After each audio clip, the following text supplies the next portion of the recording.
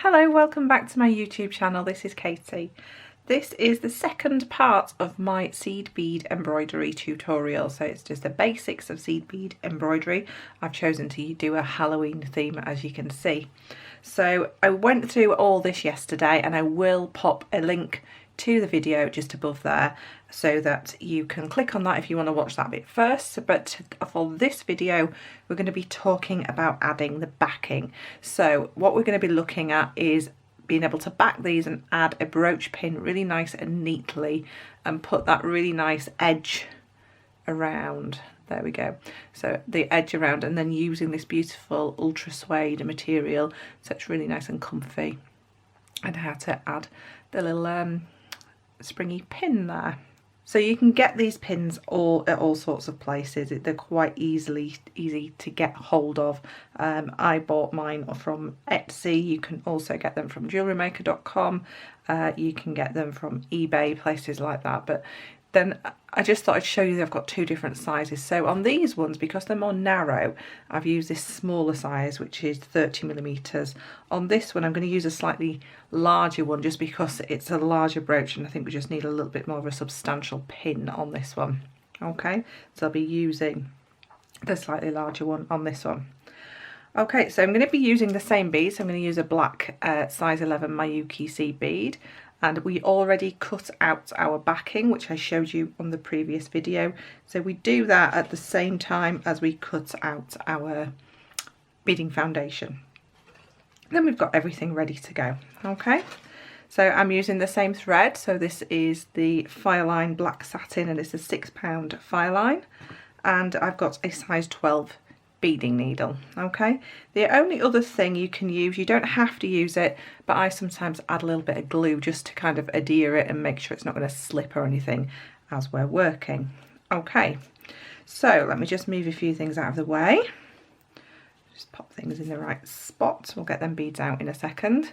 And what we want to do is look at the back. Okay, so I've moved my thread so it's around about in the middle of the back there. You can see it's coming out there in the middle. Okay, and I'm still using the same thread that I was using. You can add thread as we go, so don't worry about any thread. If you've got a short piece of thread from your beading, I would just add a new piece of thread just by stabbing through with a knot and starting again. Just make sure that any stitches on this side, you can't see them, that they disappear in between the beads. What we need to do is place this on, not that one, where's the other one, this one, sorry.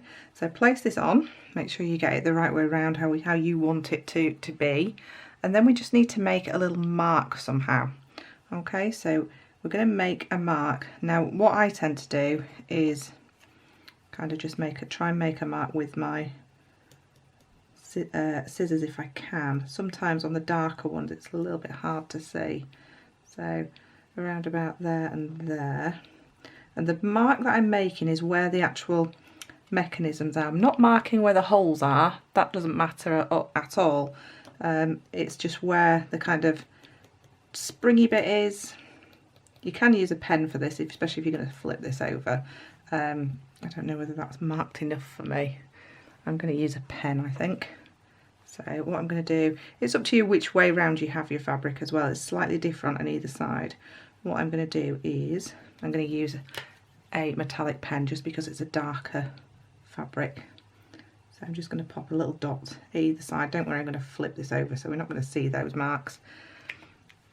So the marks that I've made, if I just move that out of the way, it's where the actual hook part is, if I turn it on its side, and where the little spring part is, because we want this plate to actually sit inside, because you can have it sat outside, but I think it looks a little bit neater if it's sat on the inside. So what I'm going to do is I'm just going to take that off. I've got my two little marks.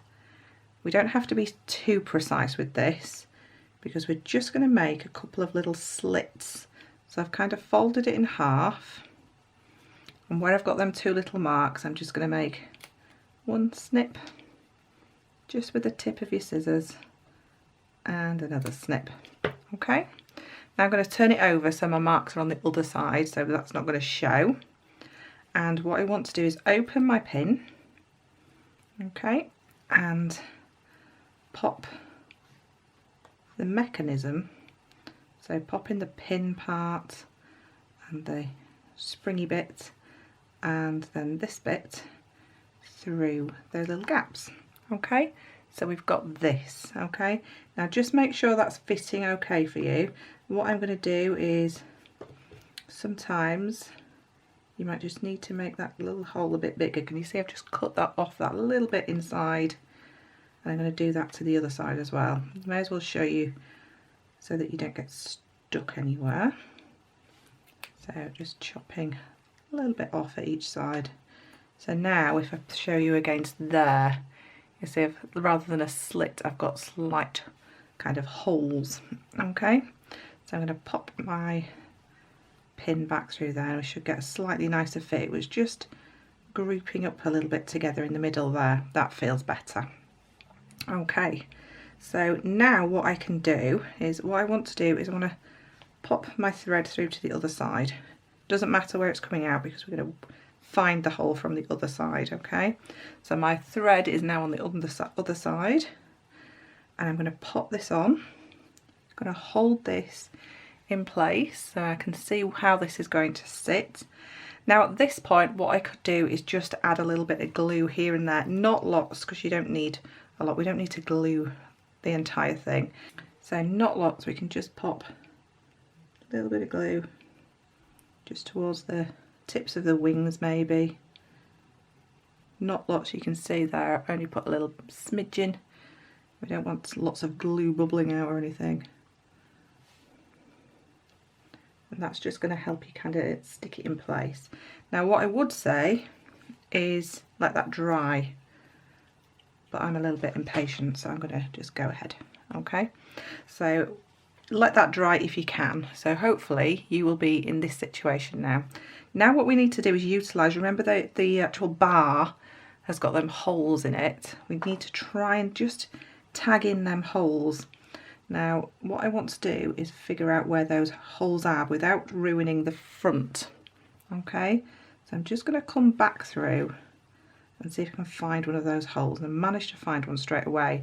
It might take a few times, but don't go all the way through until you've found one. Okay, so just pull that through and we're just going to add a little stitch. We're going to go back through that same hole, so find that hole again and through.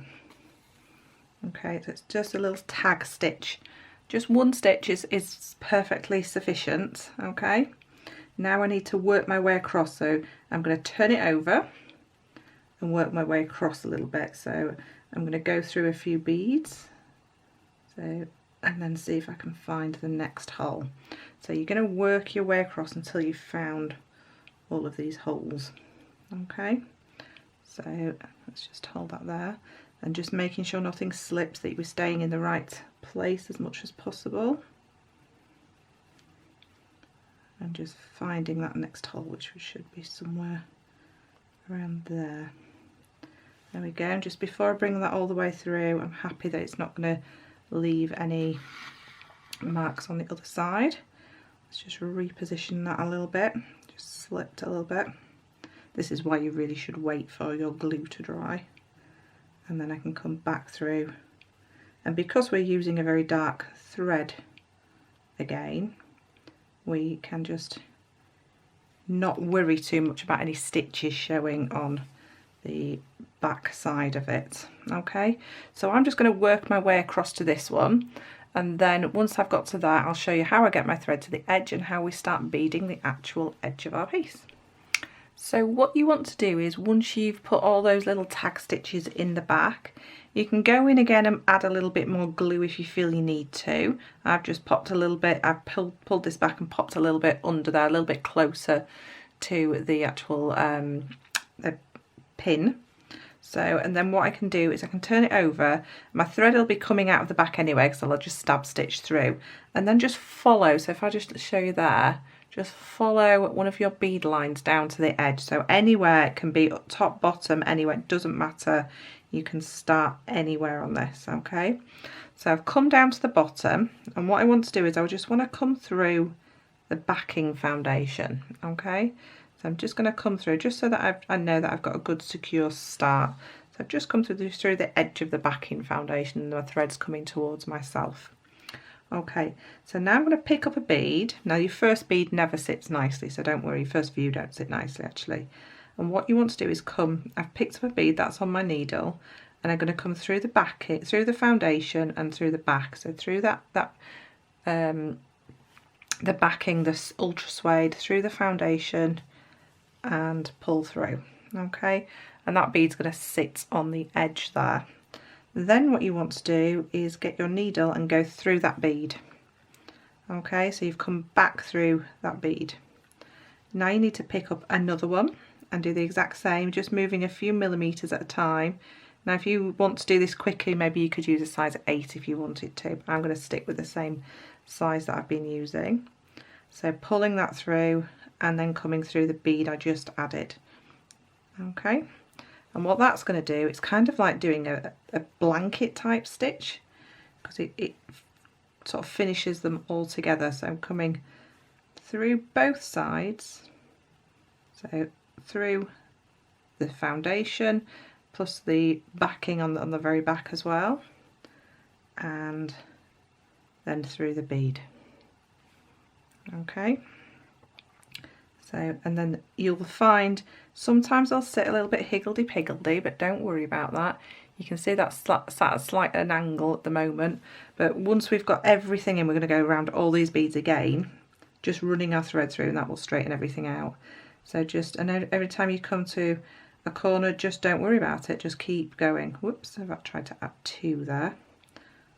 So coming through both pieces of the fabric, pull through and then bring our needle through that last bead. And this is going to add you a really beautiful edge, especially if you keep them very close together. I know it's time consuming, make sure you don't come through any beads, but it is time consuming, but it's really nice. You've spent all that time beading and making a beautiful design, you may as well finish it off really nicely. So you can see those are all lining up there. So coming through and through the bead. Now you can sometimes be cheeky and add 2, but to be honest, if you want a really good finish, just adding singular beads for me gives you the most neat and tidy finish. And for me, like I've just said, you've spent all that time beading, it's nice to get a really great finish on there. So if I show you on this one, you'll be able to see it a bit better. We've got all those beautiful beads all the way around the edge, and it gives you that really nice finish to your piece. So I'm going to finish going all the way around here, and then I'll show you what we do when we finish this off and just straighten any beads up that need straightening, and we'll have a look at all the finished pieces. So I'm just popping back just for a few seconds because I've come all the way around here and I've just got to the end of my thread, and I thought I'd just show you what to do when you get to the end of your thread. Now what I'm going to do is I've come through my bead as I normally would do, and what I'm going to do just to finish off, I'm just going to come through the edge just a couple of times just to kind of finish off that thread. And then what I need to do is just bring that thread away from the actual beading, and what I'll do is I'll bring it away and then I'll bring it up. So I've actually gone through the foundation. I've not come through to the front, I'm just going through the foundation. I'm just going to bring it up and away at a different point. So I've come through the backing and I've chosen to come through near the edge, and then I'm just going to pop another little stitch in. So I'm just, these, you won't see these at all. I'm just going to come through and then I'm going to come through to the front. So all I've done is a couple of stitches and then I've just moved the thread away, and then all I need to do is snip that off, and that's that thread finished. Now I've got my next piece of thread ready, so I'm ready to add some thread. So I've got my needle already on and I've just popped my knot at the very end just there, and I've just made sure there's not much thread on the end of it. So, and then all I need to do is come up around about the same area and I can pop a couple of stitches in. So just coming up right at the edge, so I've just added the thread to the edge. Don't worry about that little tail or anything, because what we can do is we can just kind of slip it behind the backing. Okay, so I've just popped it behind that backing a little bit there, just give that a little tug, and I've just kind of tucked it in so that that tail's tucked in, and then I can just make sure that my needle's in the right position. So I'm going to bring my thread through as close to where my beads ended as possible. This is the beauty of working with thread, especially that's almost the same colour as our backing, because we just don't see any of the stitches. So I've brought my thread through, and I can come through that last bead so that I'm in the exact same position to start adding beads again. So just pulling that thread through, just make sure we don't catch any thread on the wings, especially as we work away from it, because once it's caught it's very, very quite upsetting really to have to unravel it all so that you can undo a piece of a loop that's around a wing. So just be aware of your thread at all times. So adding my next bead and coming through the next bead, and then I can just continue on just as I have been doing. So here is it so far, so you can see that edging all the way up. I've got to here, so I'm just going to work the rest of my way round, and I'll catch you again in a few seconds. So I've worked all the way around, so I've got my beads on all the way around the edge now, and now all I have to do is come all the way through the beads again. So just running a single thread through all the beads, and what this will do is if any of them are sat a little bit odd, it will just help kind of smooth everything out, just like if you've watched the video on actually the seed beading embroidery, just running straight threads through your beads will make everything sit a lot nicer. So it's not going to be easy to run just like a long thread because we've got curves on these sides and such. So just a matter of running your thread all the way through. So I'm going to continue doing that in just a few seconds, but just before I do, also once you've run all the way through there, all you need to do is snip that thread off at the end. You've finished it off by coming all the way through. There's nothing else to do apart from snip off the thread. So I'm going to finish that off. I'll pop some pictures on right at the very end so that you can see all the pieces nice and close up, and you can see there all those nice beads. It does finish it off a lot nicer than just stitching it all the way around. Like I say, I know it is time consuming, but I'm really pleased with him. And then we've got our pumpkin. If you watched the previous video, I did explain just by using the same colour but different tones, we can create depth and the way that we add beads. So I've added the beads in this oval shape on this one and used a different colour orange to separate those segments, and that's kind of given it that three-dimensional depth.